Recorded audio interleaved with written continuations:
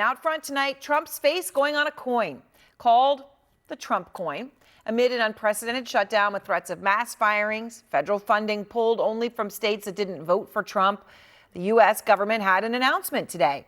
Trump's treasurer put this out, posting a mock-up of a coin, writing, "No fake news here. These first drafts honoring America's 250th birthday in POTUS are real.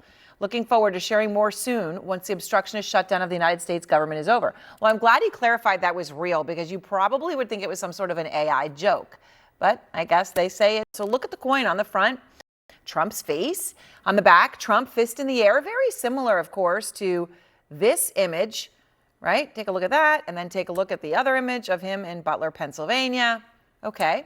The text on the coin, fight, fight, fight. The MAGA chant on a coin for America.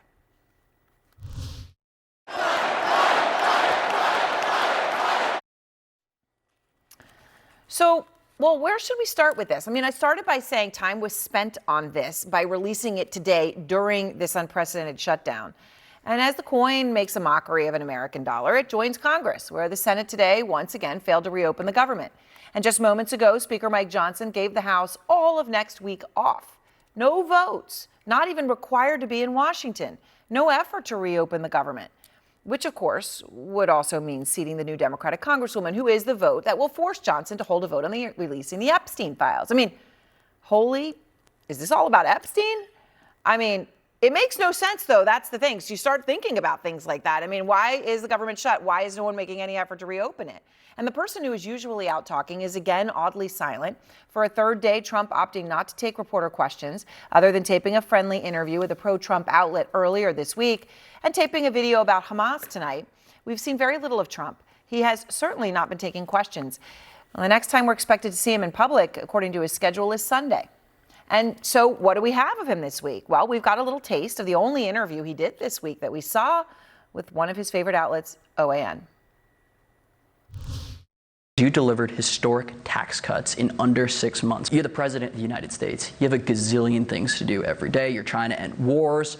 You're dealing with other countries. So I wanted to wonder if you could give us and the million other of couples here in the United States some parenting advice. Stunned. Okay. Kristen Holmes is out front live outside the White House. Kristen, I had known what we had cut there, but somehow when I heard it, I heard it. Okay, there are a few cracks coming to light among Republicans regarding the shutdown strategy, right? I mean, we just talk about Mike Johnson giving them the week off from votes in Congress. I mean, that's pretty incredible. It seems no effort's being made, but I know you're learning more. What are your sources telling you? Yeah, so we're hearing both public and private grumbling when it comes to the strategy among Republicans. Publicly, it's the people that you would expect, the people who always push back a little bit against President Trump. Murkowski, Collins, Tillis, all saying they think it's a bad idea to kind of have these punitive measures holding federal funding from blue cities. But I'm also starting to hear some cracks privately. And that's because they're not seeing the movement the way that they wanted to see it. They thought this would be over much faster. And you're hearing a lot of questions as to whether or not this is a political gamble that might not actually pay off. There's a lot of concerns about this idea of mass layoffs. Remember, we were hearing from White House officials those could start as early as today. No word on that yet. Is that because we're starting to hear this pushback from Republicans? Still unclear, but there's a lot of Republicans who don't think that's a good idea, both legally and for their own constituents, that could be a problem. So you're starting to hear these tiny cracks among Republicans who are questioning whether or not the White House is playing this the right way. Now, to be clear, nobody is blinking right now. The House not in session. Nobody is talking about any kind of shift or movement, but they are wondering if this is the best political strategy. And one thing to point out is historically in the past, this kind of a shutdown, usually the blame would fall on the Democrats. That's because the Democrats are the ones who are demanding something. But if you look at that new polling that's coming out and that preliminary polling that's coming out, it's really showing that both sides are equally at blame. And that is risky for Republicans when they see those preliminary numbers, because that's not what they were expecting, Aaron. All right, it was important, but they were expecting obviously very different. All right, Kristen, thank you very much. And get better, Kristen. You do sound hoarse, and she's out there working as always, but get better. All right, Margaret Hoover, John Avlon, Mondaire Jones, thanks very much to all of you. Where to start here? I guess let's start with Trump has not been present the way he usually is, taking reporter questions. he took those questions. Yeah. But we get the announcement from Treasury that they're going to do this special coin with Trump on it. So what's happening here? It's a total abdication of leadership, and it shows how much we've normalized insanity around shutdowns. But also, it's hard to put into words just how insane this is to float, especially during a shutdown. This is not normal. Not remotely normal. First of all, we have an unwritten rule in America. You don't put living people on coins. Actually, it's a federal law. Okay, thanks for that. And thanks for that, Mark. And there's a really good reason for that. This is just a codification of the kind of cult of personality that's going on. And just for Republicans who say, oh, it's Trump, imagine if Barack Obama and Democrats tried to put him on a coin when he was president. They'd be freaking out. And that's because it's so un-little D Democratic, it's so un-little R Republican, and it's really an insult, especially at this time when our government is not functioning and makes us look like a laughingstock in the eyes of the world. What they did is they mocked this up to clearly, work over his, sense of, self-aggrandosity, which really doesn't need any encouragement. But this is a 1866 law. You can go to 31 U.S. Federal Code 5112 to cite it. And literally no living president can be on a coin. You have to have an act of Congress to make that coin. But, given how much of a subsidiary the U.S. Congress have been of Trump Inc. It's a good word there. Highly Subsidiary possible. of Trump Inc. It's highly possible they would Margaret's go on ahead fire tonight. and make the coin for the president, even though they're shut down. Should Trump be out front negotiating? Look, at the end of the day, when you're the president and it's a shutdown on your watch, you end up taking responsibility. Normal people, not us, normal people know like 2 or 3 people in the government. And they know the president, they know Trump. If the government doesn't work week after week after week, they blame the people they know in the government.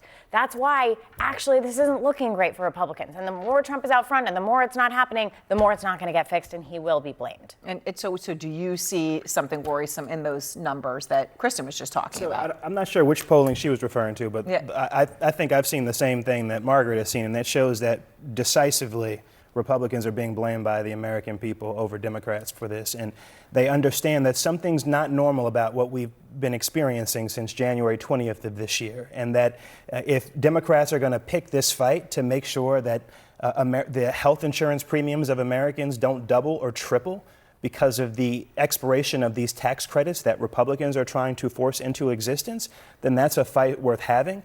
And privately, what has been deeply reported anyway, is that there are at least some Republicans in Congress who view this to be a vulnerability and who would be willing to vote to extend these tax credits, except they're also not standing up to this president in the way that you would think an independently elected, sort of free-thinking person with some integrity would be willing to do. So John, the president has the few things he said. He did the OAN interview. He also posted a video of the guy he has, sort of put in charge of this, Russ Vought. And in this, Russ Vought is the Grim Reaper. And Trump says, well, they're going to lay off all these people in the shutdown. I mean, that's what Russ Vought has said, and he's been very clear about that. So the White House press secretary, Leavitt, gets asked about this today. Here's what she said. The president likes to have a little fun every now and then, and I think both things can be true at the same time. The Democrats have given the administration this opportunity, and we don't like laying people off. Nobody takes joy in that around here. Except for he is. Except he is. And look, Trump is memeing, not leading. But that's consistent with who he is. His press secretary today just basically said he's more interested in being king of the trolls than he is president of all the people. And that's a fundamental problem. And that's what we're facing right now. I mean, Margaret, that video, the Grim Reaper, right, coming with this, as they have said, they want layoffs. I mean, Project 2025 at its core is a massive downsizing of the federal workforce. Right. Russ Vought is the architect of that. Russ Vought is the architect of this. Yeah, look, the former conservative in me will acknowledge that the federal government could be trimmer, right? It is, it absolutely could be more efficient. It could be trimmer. And yet, there's a way to do it. There's a way to do it, which is in the light of day with a broad sort of bipartisan collaboration on both sides. I mean, these are all words and hopes and aspirations of a former time. But this is the way we want our government to work. And we aspire to transparency and representation of the people, that we do this in the light of day, not in the dark of night with a Grim Reaper going around and just axing people's jobs. I mean, these are livelihoods, unfortunately. Also, to the extent anyone still cares about the rule of law in this country, and certainly not this administration, it would be illegal to fire tens of thousands of federal workers during a shutdown. Like there is no statutory or constitutional provision that gives the administration the ability to do this. Now, what the Supreme Court will allow once something like that were to get litigated under the so-called unitary executive theory is for now beside the point. But like there are memos at the Department of Justice that have been written over time immemorial that speak to this very issue, and he has no ability to do this within the rule of law.